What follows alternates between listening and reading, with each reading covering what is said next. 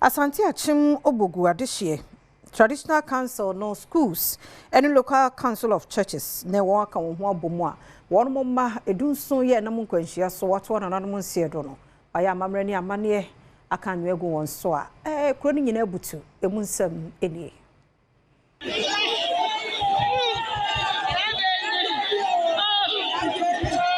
accident digan nyapa or sempeni for the omo ani hwe hono because omo the statistics eto form a utimu say nipa ewu accident mu no ya do so ache HIV nanso yan fa ya ni hwe hono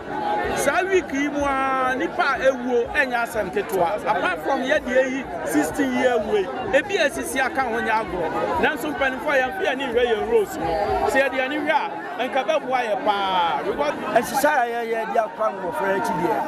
and dia medical canada na na o man hene na na owuso ampe a otoso yensa ama kwan se enkwada no waba asase a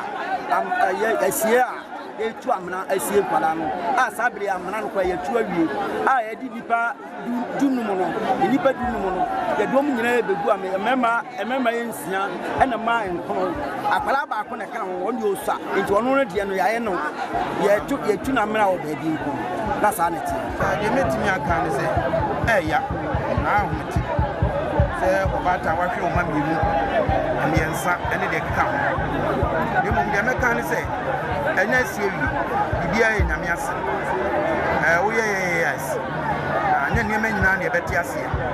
nti omkomo ko anto yem de mum omunya gidie wo nyame mu se ono ode maya no badia asedanka ni se de jobu kan